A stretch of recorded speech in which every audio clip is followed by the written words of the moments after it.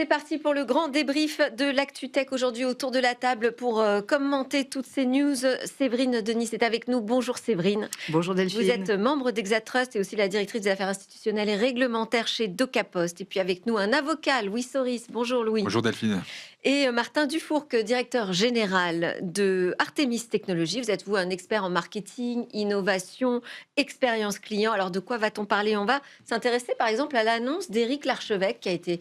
alors, je ne sais pas, tonitruante, je ne sais pas. En tout cas, on en attendait énormément. Il nous a dit que c'était vraiment le projet de sa vie. Ça se passe autour du Bitcoin. Beaucoup d'ambition. Ça m'intéresse d'avoir vos points de vue là-dessus. Vous sortirez vos cartons rouges ou carton vert pour dire ce que vous en avez pensé, chers amis.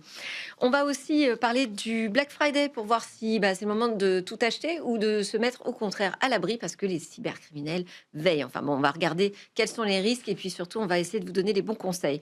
Mais on commence avec l'Union européenne qui a choisi de protéger les mineurs en ligne, en tout cas qui avance sur cette voie. Il y a eu un vote important qui s'est fait hier, pas plus tard qu'hier. Et donc, pour lancer cette discussion, nous sommes connectés avec Stéphane Nillon-Courtin, eurodéputée. Bonjour, Madame la députée. Eh ben, je ne vous entends pas. Alors, pendant que le son arrive, je vais préciser que vous êtes la rapporteure pour le groupe Renew Europe du texte donc adopté par le Parlement européen en session plénière à Strasbourg hier. Plusieurs mesures ont été adoptées autour de la majorité numérique européenne harmonisée. Alors ça, c'est pour, si on regarde du point de vue positif. Moi, ce que je note, c'est que pour l'instant, la France n'a pas réussi à faire entendre une majorité harmonisée à 15 ans pour la majorité numérique. Madame la députée, vous nous entendez? Je vous entends très bien, vous m'entendez? Alors, je commence à vous entendre. Super. Vous m'entendez là? Voilà. Si on monte un peu le son pour nous en régie, je pense que ce sera parfait.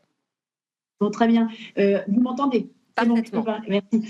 Oui, effectivement, il faut regarder le verre à moitié plein et le verre à moitié vide. Le verre à moitié Eh oui. plein, c'est que on a réussi à obtenir un large soutien politique de presque tous les groupes sur la protection des mineurs en ligne et en particulier sur la question de la majorité numérique. Sur votre question, la France n'a pas réussi à imposer sa volonté. Je trouve qu'en fait, elle est justement fer de lance et son succès, c'est qu'elle a réussi à emmener avec elle une coalition de volontaires d'États membres, puisqu'on a à l'heure actuelle 25 États membres qui sont prêts à adopter une majorité numérique. Donc vraiment, on sent vraiment une dynamique autour de ce sujet d'une plus grande protection des mineurs en ligne à travers notamment le fait d'imposer une majorité numérique en ligne. Et très honnêtement, une majorité numérique pour les mineurs, et très honnêtement, ça ne peut que se faire au niveau européen. C'est-à-dire que la France, elle a un rôle moteur, mais ça ne suffit pas.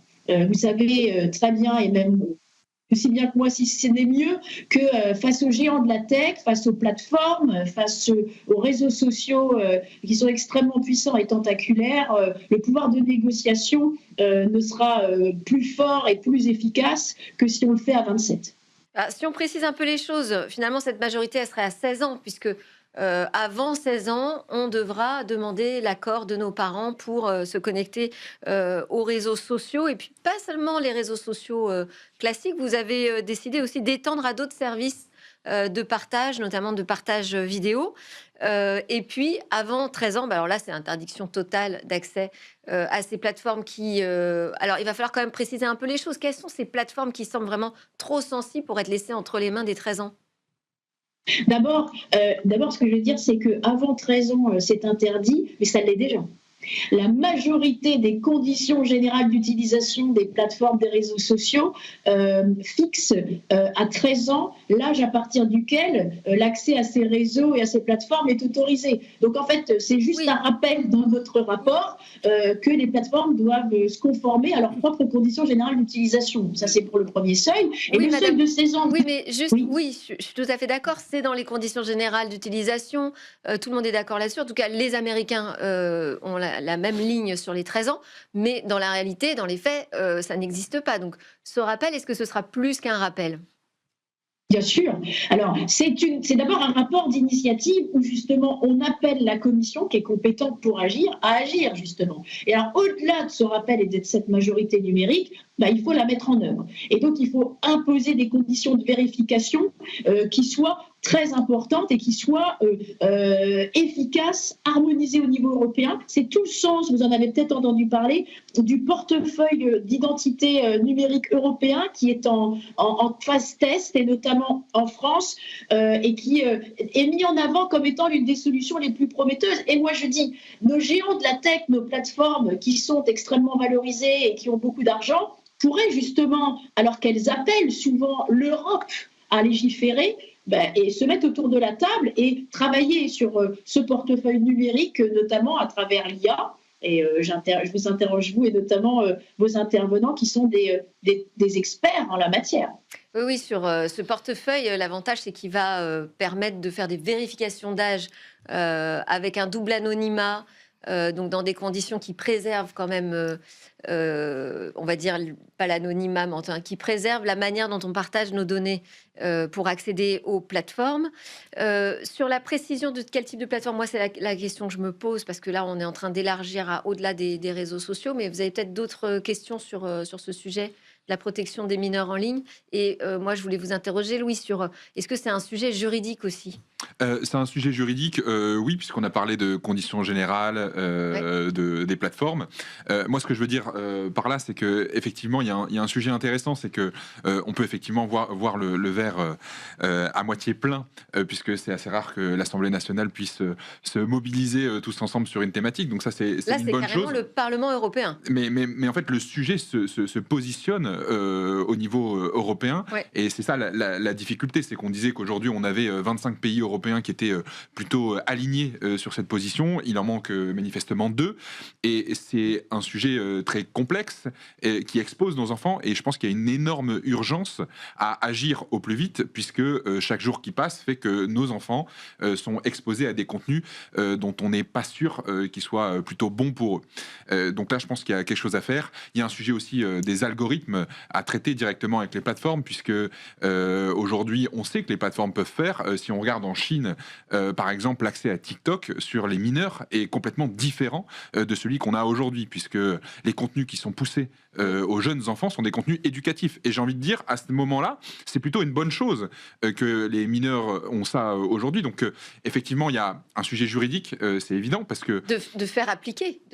Exactement, dans l'enforçabilité du coup des règles qu'on va mettre. Parce qu'effectivement, il ne s'agit pas de cliquer, oui, j'ai 18 ans pour avoir accès, ou j'ai l'âge requis pour avoir accès à telle plateforme. Il faut s'assurer qu'on ait les outils pour s'assurer de l'identité de la personne qui est derrière et de son âge. Et donc ça, c'est un enjeu majeur et qui est juridique, qu'il va falloir s'assurer de l'enforçabilité de tout ça. Et alors, notre députée européenne qui est connectée avec nous va dire qu'il y a aussi des mesures d'encadrement du marketing d'influence vis-à-vis des jeunes. Aujourd'hui, c'est nos limites, c'est ça? On fait un peu ce qu'on veut Alors, nous, chez Hermatis, notre métier, c'est d'être finalement un ensemble d'équipes de technologie et de maîtrise de la data. Et peut-être pour préciser ce que fait notre métier, c'est... C'est pas une question que je vous pose, mais... Oui, mais ça va me permettre d'y répondre. Okay. C'est que nous, finalement, on exécute pour le compte des marques les procédures et l'ensemble des opérations qui répondent à leurs standards relationnels et puis aux contraintes réglementaires. Moi, ce que je peux vous livrer comme témoignage, ou en tout cas comme observation sur le sujet de l'encadrement, c'est que nos équipes sont confrontées au flux d'informations et au flux de contenus qui sont proposés. Oui. Aujourd'hui, on voit qu'un opérateur comme TikTok prétend avoir à peu près 80% de modération automatisée, et puis il y a 20% de modérateurs, à peu près 6000 personnes, dont c'est le métier, et qu'ils ont donc exposé de fait à des contenus que le robot n'a pas réussi ou identifié comme non conformes. Et donc notre métier, nous, c'est d'être confrontés à ces contenus. Donc nos opérateurs ne sont pas des enfants et pour autant ils sont confrontés à ces contenus qui peuvent être très toxiques. Donc on est plutôt enthousiaste à l'idée de voir une régulation qui arrive à l'échelle européenne. Et donc les modérateurs sont confrontés à ces contenus-là. Les robots ne font pas tout. La régulation va permettre d'encadrer les choses. Et donc nous, on est plutôt motivés à voir le dispositif se mettre en œuvre. Et puisqu'on parlait de la régulation, le sujet de l'encadrement et de l'attestation de l'âge de la personne qui s'inscrit va être un élément extrêmement important. Et nous, le parallèle que l'on peut faire, c'est que on met déjà en œuvre des opérations, notamment dans les univers régulés. avec les solutions de KYC, par exemple, où notre mission est de compléter la machine en se disant, je peux, par l'utilisation de technologies, mais aussi d'humains, valider que la personne qui est en train de proposer ou de s'inscrire dans un service est bien la personne qui correspond aux conditions d'utilisation. Alors, on a quand même déjà les outils. Sur les pratiques des influenceurs, on a aussi des textes. Est-ce qu'on manquait encore je sais pas, d'un accord commun au niveau européen sur ces sujets, Madame la députée? Est-ce qu'il vous semblait important de réécrire tout ça noir sur blanc? On n'a pas parlé aussi, il y a des mesures sur les jeux vidéo pour viser l'interdiction des loot box. Des boîtes qui encouragent en fait les enfants qui jouent à dépenser, à acheter. Tout ça, toutes ces pratiques, on les connaît depuis longtemps, puis on en a parlé déjà ensemble par le passé, Stéphanie Yon-Courtin. On sait aussi qu'il faut vraiment agir sur les plateformes, au-delà de décider d'interdire, de limiter les accès. Oui, non mais alors c'est l'esprit du DSA de 2022. C'est la fin de la jungle numérique. Alors effectivement, on a navigué en pleine impunité des plateformes pendant au moins 2 décennies, 15-20 ans. Et donc là, forcément, on est en train de mettre en place tout un système et on est en train de nous poser des règles du jeu. Alors c'est pas facile dans un monde où en face, outre-Atlantique, Trump et ses copains nous font pression sans arrêt. À coup de chantage avec les droits de douane pour ne pas appliquer nos règles. Cela étant, le DSA existe depuis 2022. Effectivement, nous se comporte, c'est tout ce qui est interdit hors ligne doit être interdit en ligne, dans le monde réel, doit être efficace, doit se faire au niveau européen. Et c'est ça le maître mot. Vous parliez des influenceurs. Oui, on a la loi Vogetta de Laporte qui d'ailleurs a été passée à l'unanimité à l'Assemblée nationale. C'était un truc assez dingue. Vous voyez comme quoi on peut imiter le Parlement européen. Mais au-delà de ça, ils sont en train de retravailler sur une deuxième mouture parce qu'ils se rendent compte que ça va pas assez loin. Et surtout, le numérique n'a pas de frontières. C'est pas à vous que je dois le dire. Et donc, face à ces géants, face à toutes ces techniques qui dépassent nos frontières physiques, on ne peut pas réglementer au niveau national.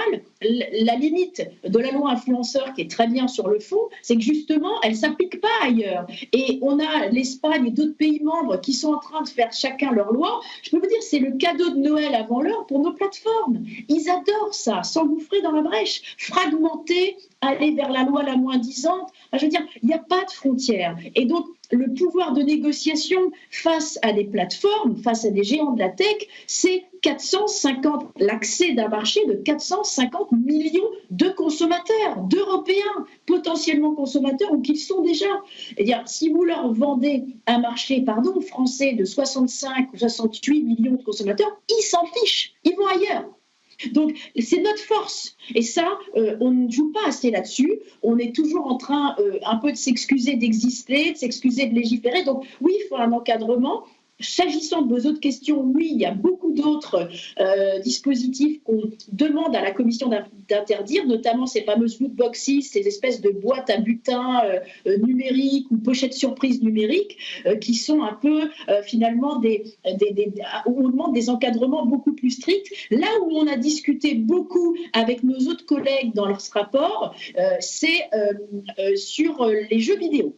Il y a tout un marché de jeux vidéo et la France est d'ailleurs très reconnue à l'international au niveau européen sur ces marchés où il y a beaucoup de petites boîtes qui sont des pépites et nous on a voulu préserver ça face à certains groupes un peu extrémistes, notamment l'extrême gauche, les éléfistes notamment parce que c'était une collègue éléfiste qui était sur ce dossier aussi, qui nous disait non c'est des capitalistes, il faut arrêter tout ça. Nous on n'est pas d'accord. Ce qu'on souhaite c'est interdire uniquement ce qui peut représenter un danger pour nos enfants, ces espèces de mécanismes, payer pour progresser, payer pour avancer, toutes les loot boxes qui nous semblent complètement addictives pour nos enfants. En revanche, les jeux vidéo peuvent aussi être éducatifs. C'est aussi tout le sens de notre rapport à la Commission. On n'interdit pas pour interdire. C'est quoi la régulation ? C'est des règles du jeu. C'est-à-dire qu'à un moment, on ne peut plus avoir une jungle numérique dans laquelle nos enfants s'engouffrent, deviennent anorexiques, ont des problèmes de santé mentale, se suicident. Vous avez vu en ce moment ce qui se passe outre-Atlantique, c'est-à-dire que la Californie est en train de légiférer pour pour encadrer les chatbox, tous les compagnons conversationnels, parce qu'on assiste à des suicides de jeunes de 14-15 ans qui deviennent amoureux de leur chatbox et leur chatbox leur les invitant à se suicider pour se retrouver le plus possible ensemble dans un autre univers numérique. Vous mettez vous avez inscrit ces compagnons IA d'ailleurs dans la liste des pratiques qui seront à contrôler par les parents. Ouais. Et ça fait partie aussi de toutes les pratiques également, tout ce qui est interface manipulatrice. Donc on demande à la Commission instamment de légiférer là-dessus parce qu'il y a un DSA, mais le DSA n'est pas suffisant. Quelle est la suite, Stéphanie Yoncourtin, là, de ce texte ? La suite, c'est que la Commission européenne, Ursula von der Leyen, s'est emparée aussi du sujet. Donc, je l'ai dit, il y a les États membres avec la France d'un côté, 25 États membres. Oui, monsieur qui disait qu'on n'est pas 27, c'est une majorité. Hein. Donc, 25 sur 27, c'est une majorité très écrasante. Ensuite, il y a nous au Parlement européen et on est co-législateurs. Donc, c'est nous qui allons encore voter sur les textes de la Commission. La Commission, elle doit agir. Ursula nous a promis, on va voir, hein, les engagements... on sait bien ce que ça donne, mais Ursula von der Leyen nous a promis de convoquer une commission d'experts d'ici la fin de l'année, en tout cas pour justement nous aider à bien fixer l'âge de la majorité numérique. Nous, on est à 16 ans, et je n'ai pas répondu à votre question tout à l'heure qui était très intéressante pour nous dire mais qu'est-ce que vous voulez interdire exactement ? Entre 13 et 16 ans, on souhaite qu'il y ait un contrôle parental, c'est-à-dire on interdit toutes les plateformes dites à risque, les réseaux sociaux, les chatbots, les compagnons IA, sauf autorisation parentale, parce qu'on ne veut pas que ce soit de l'interdiction pour de l'interdiction, on veut qu'entre 13 et 16 ans, justement, s'engage aussi une forme de formation, de dialogue, de pédagogie, à la fois pour les parents, que je suis avec des jeunes enfants, et également les jeunes. Parce que il faut aussi montrer toutes les opportunités de cet univers numérique que vous savez aussi très bien faire à travers votre émission. Donc, la suite, on ne lâche pas, on attend que la Commission mette vraiment maintenant le paquet pour agir au niveau européen. Parce que vous l'avez dit, il y a eu des propositions françaises qui ont été faites, mais encore une fois, c'était complètement contraire au droit européen. Et la bonne dimension, elle est européenne, encore une fois. Si on veut réussir à combattre les géants. On va en parler puisque voilà l'agenda, vous l'avez dit, il pourrait d'ailleurs être assez rapide si c'est d'ici la fin de l'année déjà qu'il y a des premières lignes qui sont données par la Commission, c'est super. Merci beaucoup Stéphanie Yoncourtin d'avoir été avec nous, députée européenne, je le rappelle, groupe Renew Europe. Merci encore. Je vais faire le petit tour de table pour savoir, alors finalement, est-ce que vous avez été convaincu par les arguments de notre eurodéputé ? Est-ce que ça vous semble les bons slots à 13 ans, tout interdit, et jusqu'à 16 ans, on demande l'accord des parents pour se connecter aux plateformes numériques. Le moment où il faut utiliser son carton, c'est un engagement en tant que de père de famille, mais aussi professionnel, oui. Ok. Également, oui. Je suis parfaitement d'accord. Carton vert. Exactement. Ok. Oui, mais pas n'importe comment. C'est-à-dire ? Pas n'importe comment parce que l'appropriation de ces outils, la régulation a besoin d'un accompagnement déjà. Il faut un accompagnement pédagogique. On ne peut pas avoir une réponse tout technique. Il faut avoir une réponse pédagogique et une réponse technologique. C'est vraiment la position d'Exatrust où on s'engage, où on s'est engagé pendant le cybermois avec cybermalveillance au financement d'un guide de protection pédagogique en direction des enfants des 9-11 ans parce que c'est à ce moment-là qu'ils sont exposés. Et il faut leur expliquer, leur donner les moyens de comprendre pour se protéger eux-mêmes. Parce qu'on n'interdira pas... aujourd'hui, on a des faits. 3/4 des enfants ont un compte avant 13 ans. Et ils reçoivent leur premier smartphone ou leur première tablette entre 9 et 11 ans. Donc ils ont les outils. Au moment où ils vont rentrer au collège. Et au moment où ils rentrent au collège. Nous sommes responsables et en tant qu'association, on prend notre part. Et encore une fois, avec Cybermalveillance, on a financé ce guide qui est distribué aux 70 000 abonnés d'Astrapi pour qu'on leur donne des outils personnel. Ensuite, c'est vrai qu'il ne faut pas faire comme si l'interdiction, c'était la solution. Exactement. Parce qu'il faut aussi qu'ils apprennent ce numérique. Il faut qu'ils apprennent et qu'il faut qu'ils deviennent autonomes et éclairés. Et puis, il y a la solution technique. Et cette solution technique ne peut pas être faite n'importe comment. Pour que ça fonctionne, il faut qu'il y ait une réelle appropriation du grand public. Il faut qu'on ait confiance, nous tous. Et cette confiance, elle ne peut être garantie que si les experts, les solutions qui seront mises en place sont réalisées par des tiers de confiance qui pourront garantir une réelle confidentialité. vous l'évoquiez tout à l'heure, on manipule des données personnelles. On va manipuler des images faciales. On va peut-être même utiliser de l'IA. Donc toutes ces techniques, elles existent, elles sont au point. Mais il faut qu'on soit certain, vous l'avez évoqué, le zéro knowledge proof, il faut être certain que celui qui va donner l'attribut, pardon, je jargonne, qui va dire plus ou moins de 13, plus ou moins de 16, plus ou moins de 18. Informations pour remonter. Exactement. Ne sache rien d'autre. Le fil Et de ça, la navigation. la bonne nouvelle, c'est que ça existe en France. C'est que les membres d'Exatrust, Alors, on a beaucoup de mal à l'imposer. Hein. Mais ça existe et il est important de savoir que des acteurs européens et français répondent parce qu'ils ont une expertise depuis de nombreuses années, comme IHS Trust ou comme DocaPost, en matière de contrôle de l'âge à distance. On a bossé sur ces solutions. C'est vrai, vous avez raison de le rappeler. On enchaîne avec notre autre sujet. Je vais vous demander tout de suite votre avis sur l'annonce d'Éric Larchevet qui nous dit en gros qu'il veut faire du Bitcoin le nouvel étalon or. Est-ce qu'il vous a convaincu avec son projet ou pas? Moi, je suis sévère. Je suis sévère aussi. Je suis plutôt... je demande à voir. Est-ce qu'il y a un carton vert dans cette salle? Ça va être difficile, mais plutôt non. Ouais, bon. Alors, on va quand même rappeler ce qu'il a annoncé. C'est le cofondateur de Ledger. Donc voilà, il a quand même fait preuve d'une connaissance dans ce domaine et puis même d'une belle success story. Et donc, il annonce la naissance de The Bitcoin Society. C'était lundi soir. Il dit que c'est le projet le plus important de sa vie. Tout ça autour de 3 axes. D'abord, il crée une Bitcoin Treasury Company. Ensuite, une Network Society. Et puis, un club premium. Alors, ce club premium, j'ai envie de dire, c'est la moins grande nouvelle parce que des clubs d'investisseurs, il y en a un paquet déjà. La Bitcoin Treasury Company, si j'ai bien compris, moi, j'avoue que j'ai complètement découvert le sujet au moment de sa keynote. C'est quelque chose qui se met en place petit à petit, de créer des réserves de Bitcoin. Et alors, la Network Society, là, il m'a un peu perdu. C'est un nouveau modèle de société. Qu'avez-vous pensé de ça, du modèle d'affaires et du modèle de société qu'il propose? Louis. D'abord, on est sur une entreprise de communication, donc ça m'étonnerait qu'il commence ce grand projet en disant que ce serait le moins important, ou en tout cas quelque chose à l'eau tiède, donc c'est beaucoup de communication. Et il a pris un gros risque quand même en disant que c'était... Oui, alors il faut faire attention aux effets de communication, parce que je me rappelle des annonces de Monsieur Larchevêque l'année dernière à cette date-ci, quand Trump avait gagné la présidence américaine, qui nous disait que le Bitcoin au mois de juin 2025 serait à $250 000. Oui. C'est pas le cas. Donc, il faut faire attention sur ces effets d'annonce, notamment quand on s'adresse à des personnes, à des consommateurs qui vont investir et qui vont peut-être y croire dur comme fer.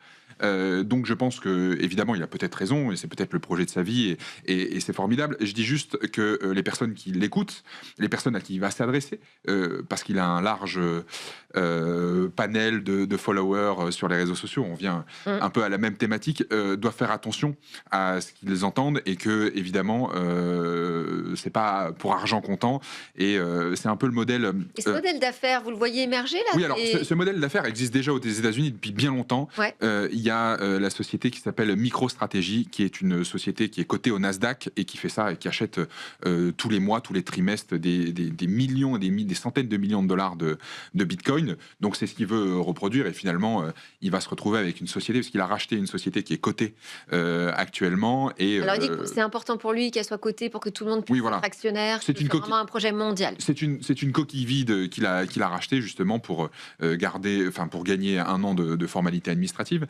Et ils vont acheter du Bitcoin et faire en sorte qu'ils puissent avoir des souscripteurs qui viennent actionnaires de sa société par l'intermédiaire d'un exchange. Et ça, c'est un modèle transparent? C'est un modèle transparent et en fait, le modèle et en tout cas la valorisation des titres de cette société va fluctuer en fonction des variations du Bitcoin. Donc voilà, maintenant, c'est un sujet bien plus vaste parce qu'on n'ira peut-être pas dans le détail de ce que c'est que le Bitcoin, mais voilà, il faut croire à la philosophie du Bitcoin puisque c'est quelque chose de très sérieux.